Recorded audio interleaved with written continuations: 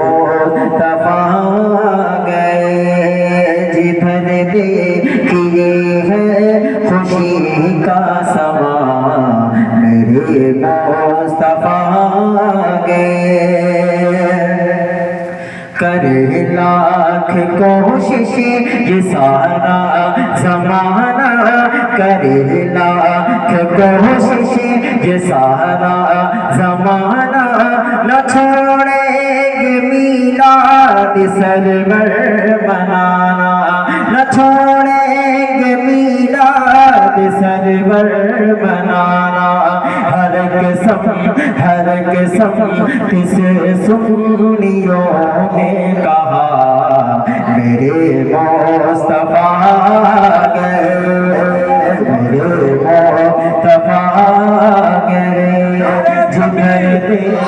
نعرہ تکبیر، نعرہ رسالت، نعرہ رسالت، مسلک اعلیٰ حضرت، مسلک اعلیٰ حضرت، سرکار کی آمد، سرکار کی آمد، سرکار کی آمد۔ میرے مصطفیٰ گئے، خبر جب ملی مصطفیٰ گئے ہیں، خبر جب ملی مصطفیٰ گئے ہیں، خبر سن کے بتسار تھرا گئے ہیں، خبر سن کے بتسار تھرا گئے ہیں۔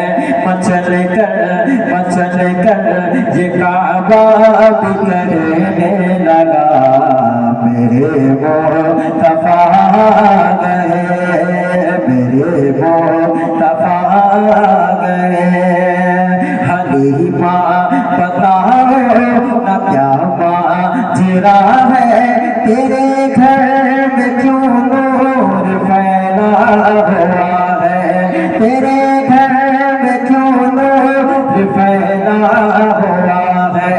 حلیمہ بتاؤ نہ کیا ماجرا ہے، تیرے گھر میں کیوں نور پھیلا ہوا ہے، تیرے گھر میں کیوں نور پھیلا ہوا ہے۔ حلیمہ نے یہ دائیوں سے کہا میرے مصطفیٰ گئے، میرے مصطفیٰ گئے جدھر دیکھیے ہے خوشی کا سما، میرے مصطفیٰ گئے ہیں چاروں طرف شور صلی علی میرے مصطفیٰ گئے۔ من الشیطان الرجیم، بسم اللہ الرحمن الرحیم۔ قل بفضل اللہ وبرحمتہ فبذلک فلیفرحوا، صدق اللہ العظیم وصدق رسولہ النبی الامین۔ درود پاک سیدنا مولانا محمد وآلہ الفاتحہ مرہ صلی اللہ تعالی علیہ وآلہ وسلم۔ تیری نسبت سے ہے توقیر میری عالم میں، تیری نسبت سے ہے توقیر میری عالم میں، تو الگ ہو تو میری ذات میں کیا رکھا ہے۔ تو الگ ہو تو میری ذات میں کیا رکھا ہے۔ ہم آپ خوش نصیب ہیں کہ آج میلاد رسول علیہ السلام منانے کے لیے یہاں اکٹھا ہیں، اور یہ قرآن مجید کا حکم بھی ہے، اور یہ سلف صالحین اور اہل اسلام کا طریقہ بھی رہا ہے کہ اللہ کے نبی کا ذکر، اللہ کا ذکر اور اللہ کا شکر یہ ادا کیا جائے۔ قرآن کریم میں اللہ تعالیٰ نے ارشاد فرمایا قُلْ بِفَضْلِ اللَّهِ وَبِرَحْمَتِهِ فَبِذَلِكَ فَلْيَفْرَحُوا۔ اے محبوب آپ فرما دیجئے کہ جب تمہیں اللہ کا فضل اور اس کی رحمت حاصل ہو جائے فَلْيَفْرَحُوا تو تمہیں خوشی منانی چاہیے۔ اور اللہ تعالیٰ نے قرآن مجید میں ایک اور مقام پر ارشاد فرمایا کہ اللہ کی نعمتوں کا خوب خوب چرچا کر، یعنی اللہ کی نعمتوں کا ذکر کر۔ اب یہ ذکر 2 لوگ بیٹھ کر کریں یا 2000 لوگ بیٹھ کر، یہ قرآن کریم کی ان آیات پر عمل ہے۔ یہ تو ہوئی نقلی دلیلیں، یعنی وہ باتیں جو قرآن مجید میں آئی ہے۔ اس کے علاوہ عقل بھی اس بات کا تقاضا کرتی ہے۔ ہم لوگ دنیا میں دیکھ رہے ہوتے ہیں کہ کوئی چھوٹی سی کمپنی، کوئی چھوٹی سی تحریک اگر کامیابی کے ساتھ مارکیٹ میں اپنا پاؤں 15 سال بھی جما لیتی ہے تو اس کا جشن مناتی ہے، اسے سیلیبریٹ کرتی ہے۔ اس ٹاپک پہ بات نہیں ہے وہ کس طرح سے سیلیبریٹ کرتی ہے، لیکن عقل یہ کہتی ہے کہ اگر کوئی مشن، کوئی ویژن، کوئی تحریک، کوئی کمپنی اگر 15 سال بھی سماج میں، سوسائٹی میں جگہ بنا لیتی ہے تو اس کا جشن منایا جاتا ہے۔ میرے رسول کے مشن نے 1500 سال اس روئے زمین پر گزار دیے، کیا آپ پہ جشن لازم نہیں ہے؟ اور یہ کوئی معمولی مشن اور ویژن نہیں تھا، بلکہ پوری کائنات جب کفر کے نرغے میں تھی، یہ وہ مشن تھا کہ اللہ کے نبی علیہ السلام نے لوگوں کے سینوں کو کفر کی گندگی سے دھلا، لوگوں کے سینوں کو شرک کی غلاظت سے دھلا۔ اور کوئی عام بات نہیں ہوتی کہ انسان اپنا مذہب چھوڑ کے کسی دوسرے مذہب پہ آ جائے۔ اور آپ نے تاریخ میں بھی پڑھا ہے عرب کے لاکھوں ایسے جاہل، کئی ایک ایسے جاہل تھے جو صرف اس وجہ سے مسلمان نہیں ہوتے، کہتے ہیں ہم اپنے باپ دادا کا مذہب نہیں چھوڑ سکتے۔ یہ عام بات نہیں ہوتی ہے، یہ رسول علیہ السلام کا خلوص، اللہ کے نبی کی محنت ہے کہ آج ہم آپ یہاں مسلمان بیٹھے ہوئے۔ اور مکہ کے شدید ترین کافروں کے گھر والوں نے اللہ کے نبی علیہ السلام کے دین پر لبیک کہا، اور کلمہ لا الہ الا اللہ کے نور سے ان کے دل روشن ہوئے۔ یہ اللہ کے نبی کا خلوص، کیسا خلوص! یہ کیا عام محبت تھی اللہ کے نبی کو اپنی امتیوں سے۔ قرآن مجید کہتا ہے اے محبوب کہیں آپ ان کے بے راہ رو ہونے کے غم سے اپنی جان نہ دے بیٹھے۔ قرآن کریم کا فرمان ہے اللہ کے نبی اتنا مغموم ہوتے جب اللہ کے نبی دعوت دیتے اور کوئی مسلمان نہیں ہوتا، کوئی اللہ کے نبی کا کلمہ نہیں پڑھتا۔ قرآن مجید کہتا ہے اے نبی کہیں آپ کی جان پہ نہ بنائے، اتنا غم نہ کھائیے، آپ کا کام لوگوں تک دین پہنچا دینا ہے۔ آپ دن بھر تبلیغ کرتے اور رات میں اللہ کے نبی علیہ السلام قیام کرتے، اللہ کی بارگاہ میں روتے، اللہ سے دعائیں کرتے، امت کی ہدایت کے لیے، لوگوں کے سیدھے راہ پر آنے کے لیے۔ یہ کوئی معمولی بات نہیں تھی کہ اللہ کے نبی کو اور ان کے اہل خاندان کو تقریباً 3 سال ایک وادی میں محصور کر دیا گیا، سوشل بائیکاٹ کیا گیا، اور مکہ کے کافروں نے ایسا ظلم ڈھایا ہے کہ پانی کا ایک قطرہ بھی اس وادی میں نہیں جانے دیتا۔ اور آپ تاریخ کا مطالعہ کریں، ہمیں آپ کو تو مفت میں دین اسلام ملا ہے۔ اس زمانے میں جب بچوں کو بھوک لگتی تو وہ بکری کے چمڑے کھا کے اپنی جانیں بچاتے، بکری کا گوشت نہیں، بکری کے چمڑے کھا کے نبی علیہ السلام کے اہل خاندان کے بچے اپنی جانیں بچاتے ہیں۔ یہ شدید ترین دور گزرا ہے، تب جا کے یہ دعوت ہم تک پہنچی ہے، اللہ کے نبی کا یہ پیغام ہم تک پہنچا ہے۔ تو ضروری ہے کہ اس کی یاد دہانی کی جائے، موقع بموقع اللہ کا، اس کے رسول کا، دین اسلام کا ذکر کیا جائے۔ اور اس ذکر سے روکنے والے لوگ یقیناً دین اسلام کے خلاف کہنے والے لوگ، اور شریعت کا اصول بھی ہے۔ مجھ سے کہا گیا کہ میلاد پر بتا دیجئے گا کہاں سے ثابت ہے۔ دلیل اس کے ذمہ ہوتی ہے جو انکار کرتا ہے، اس کے ذمہ نہیں ہوتی جو اقرار کرتا ہے، منکر کے ذمہ دلیل ہوتی ہے۔ اور دلیل سننا سنانا یہ آپ کا پچڑا نہیں ہے۔ اگر کسی کو لگتا ہے کہ میلاد مصطفیٰ منانا قرآن و سنت کے خلاف ہے تو اسے پکڑ کے بہت باادب طریقے سے علماء کی بارگاہ میں لے جائیے، دلیلوں پہ ڈسکس کرنا یہ ہمارا کام ہے، یہ عوام کا کام نہیں ہے۔ ہم اور اس بات کی بھی وضاحت کر دوں کہ ہمیں نہ اس مائک سے پریم ہے، نہ ان غباروں سے پیار ہے، نہ ان جھنڈیوں سے پیار ہے۔ یہ تو اللہ کے نبی سے اظہار محبت کا ایک طریقہ ہے۔ ہمیں اپنے رسول کی محبت ہے، ہم اپنے رسول کی محبت میں یہ کرتے ہیں، اور اللہ کے نبی کی محبت میں تو صحابہ نے اللہ کے نبی کے تھوک اپنے ہاتھوں پہ لیے اور اپنے چہروں پہ مل لیے۔ کیا صحابہ سے کوئی دلیل مانگ سکتا ہے کہ اس کی کیا دلیل ہے؟ کیا کوئی کہہ سکتا ہے کہ یہ تھوک اپنے چہرے پہ ملنا یہ کون سی محبت ہے؟ جناب عشق اپنے آپ میں بے انداز ہوتا ہے، اس کو دلیل کی حاجت نہیں ہوتی۔ تو اگر ہم عشق مصطفیٰ میں یہ محفلیں سجاتے ہیں، اپنے نبی کا ذکر کرتے ہیں، تو ہمیں آپ کو بھی کسی دلیل کے پیچھے نہیں جانا چاہیے۔ بس یہ جانیں کہ جو جائز اور شریعت کی روشنی میں درست کام ہے وہ اللہ کے نبی کی آمد کی خوشی میں کیے جا سکتے ہیں۔ یہ سیدھی سمپل سی بات ہے۔ جو ناجائز کام ہے وہ ڈھول تاشے بجانا، اچھلنا کودنا، ناچ گانا کرنا، یہ تو عام دنوں میں بھی جائز نہیں ہے۔ یہ سیدھی سمپل سی بات ہے جو ہمیں اپنے ذہن میں بٹھا لینی چاہیے۔ اب اس کے بعد ہم اپنے اصل مقصد کی طرف آتے ہیں۔ اللہ تعالیٰ نے قرآن مجید میں ارشاد فرمایا، قُلْ إِن كُنتُمْ تُحِبُّونَ اللَّهَ فَاتَّبِعُونِي يُحْبِبْكُمُ اللَّهُ۔ آپ لوگ بیٹھ جائیں، انتشار نہ کریں، سارے کام ہو چکے ہیں میرے خیال سے، اب کسی انتظام و احترام کیا جائے۔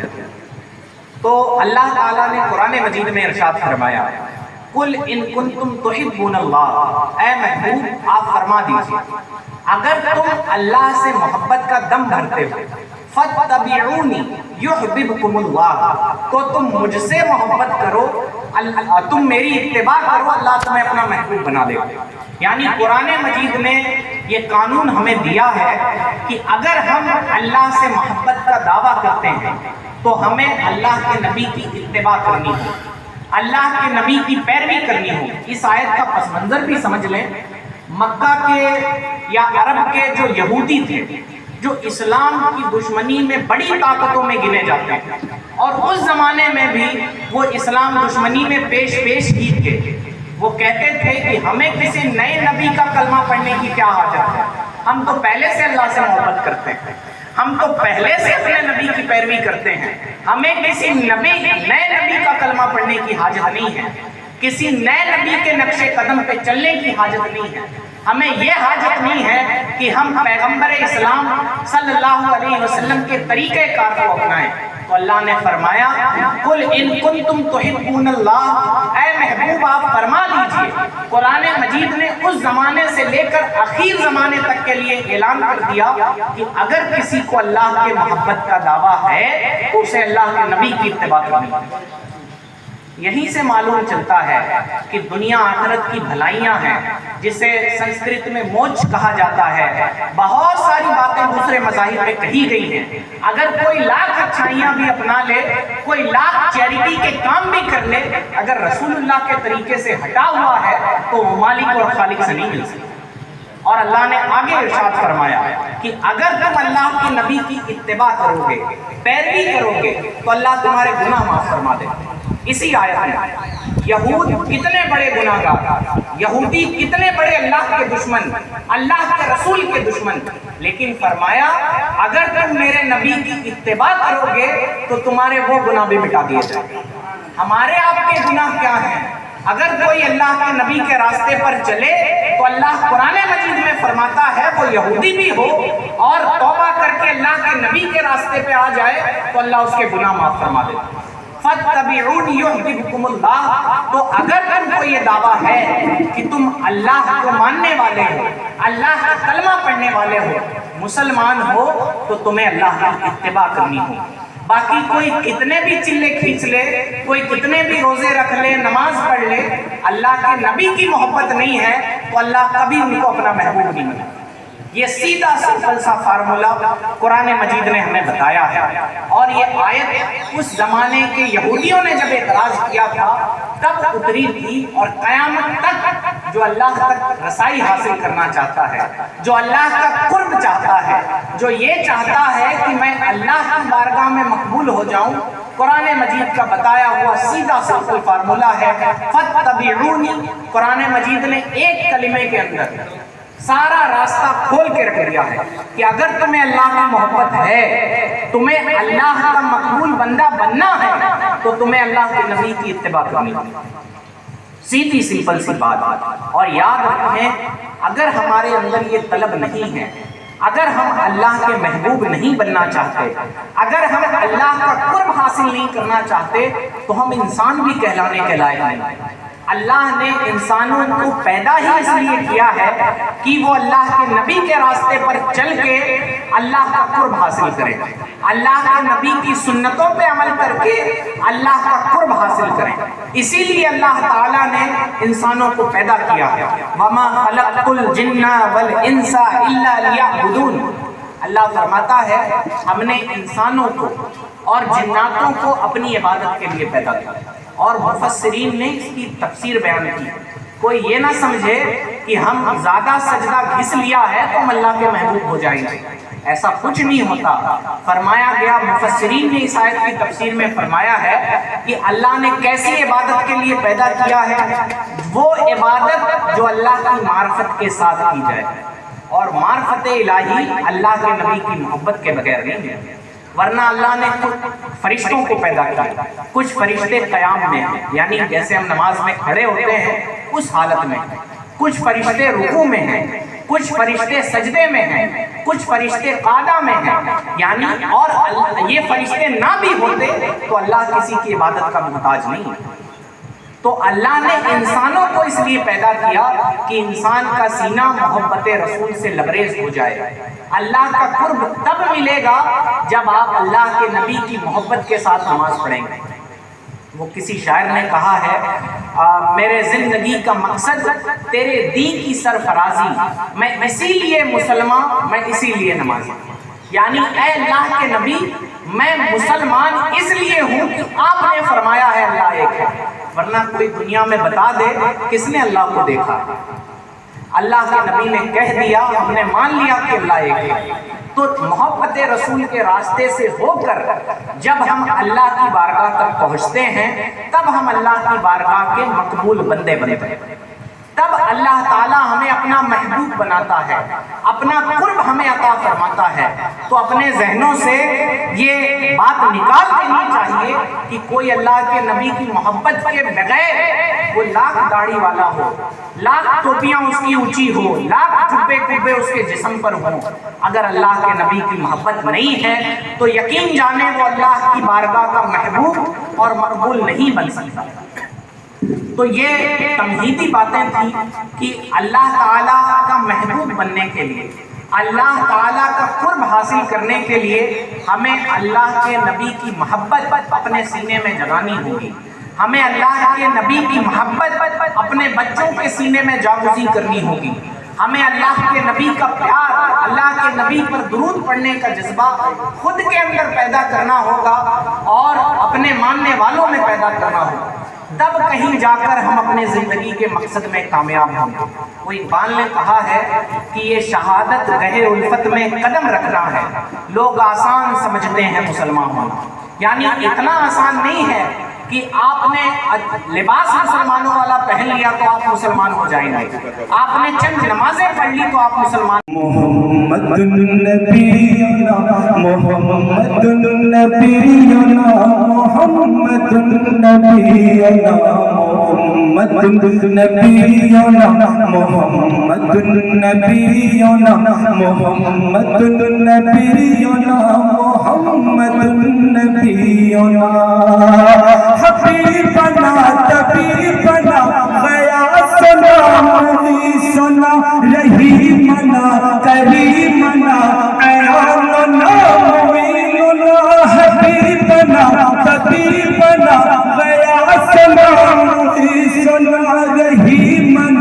करीमना अयानुना मुइनुना बशीरुना नज़ीरुना सिराजुना मुनीरुना अमीरुना अमीनुना मुहम्मदुन नबीयुना मुहम्मदुन नबीयुना मुहम्मदुन नबीयुना मुहम्मदुन नबीयुना मुहम्मदुन नबीयुना।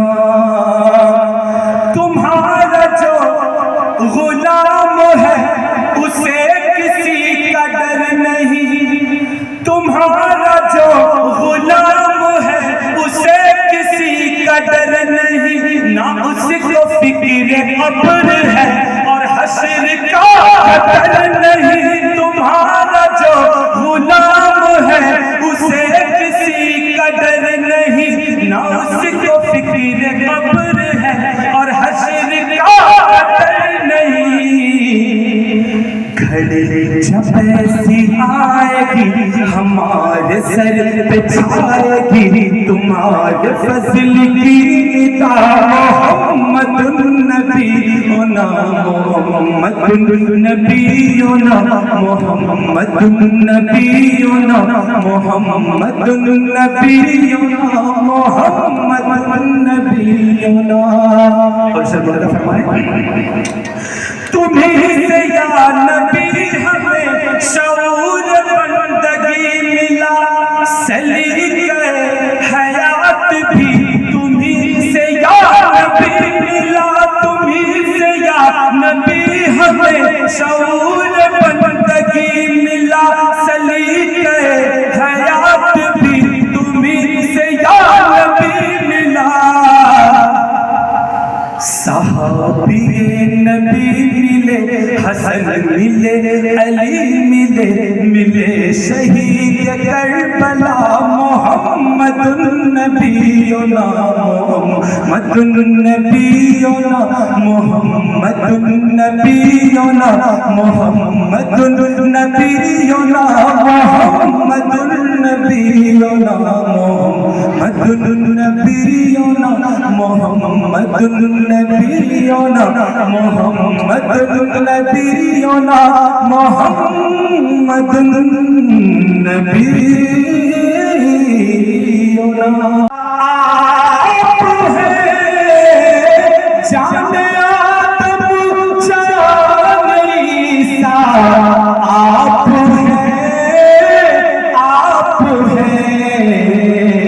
और रब ही जाने और क्या क्या आप हैं, रब ही जाने और क्या क्या आप हैं।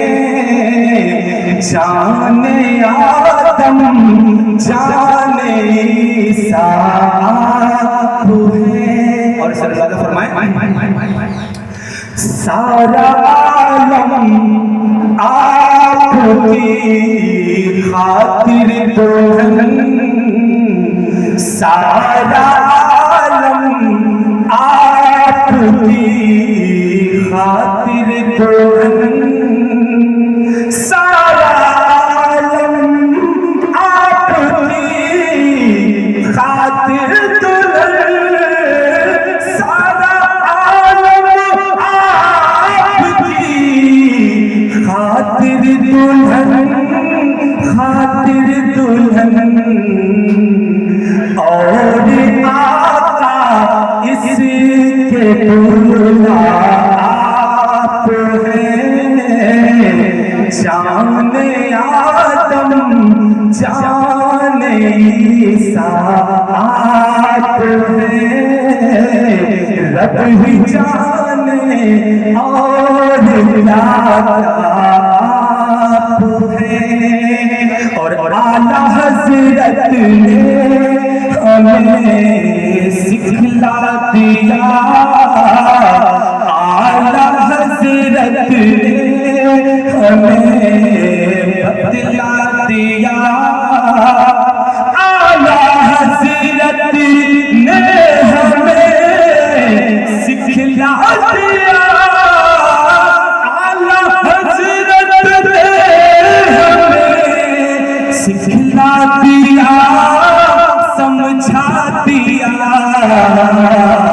ارے سب سے اولا سب سے اعلیٰ آپ ہیں، جان آدم جان عیسیٰ آپ ہیں، رب ہی جانے اور آپ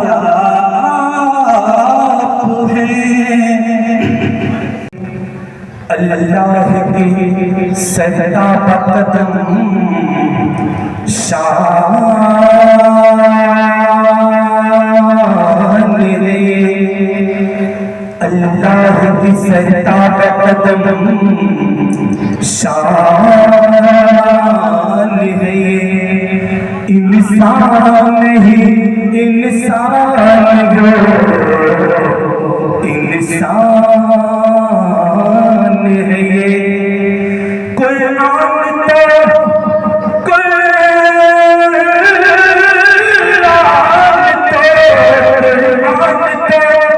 ایمان بتاتا ہے انہیں، قرآن تو ایمان بتاتا ہے انہیں،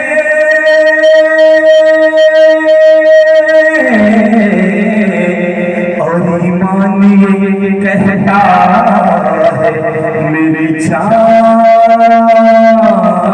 ہے یہ، تو آگے سرکار،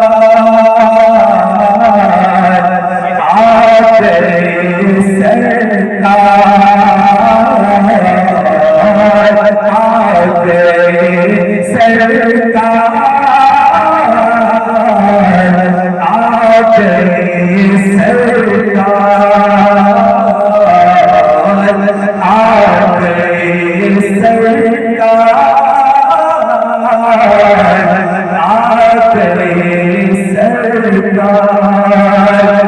صبح طیبہ میں ہوئی پڑتا ہے پاڑا نور کا، صبح طیبہ میں ہوئی پڑتا ہے پاڑا نور کا، صدقہ لینے نور کا، صدقہ لینے نور کا، آیا ہے تاجا نور کا، آگے سرکار، آگے سرکار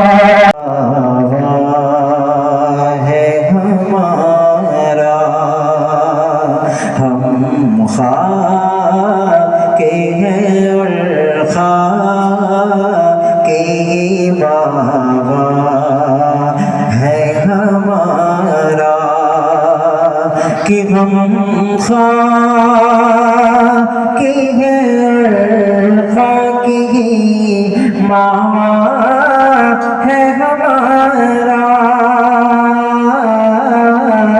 ہم خاک ہیں اور خاک ہی ماما ہے ہمارا،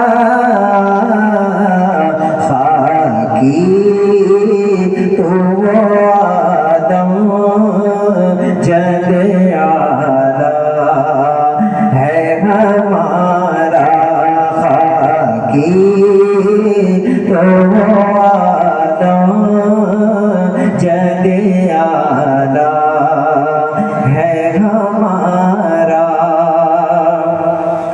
اور اللہ ہمیں خاک کرے اپنی طلب میں، اللہ ہمیں خاک کرے اپنی طلب میں، یہ خاک تو سرکار سے تمغا ہے ہمارا،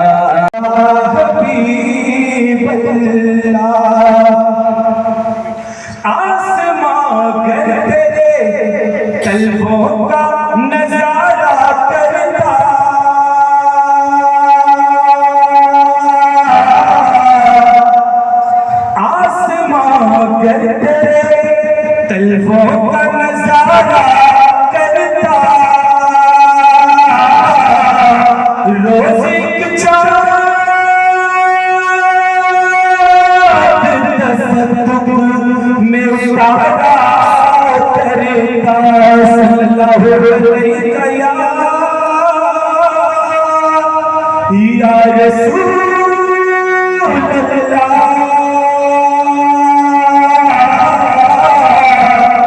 وسلم علیکہ یا حبیب اللہ. ناصر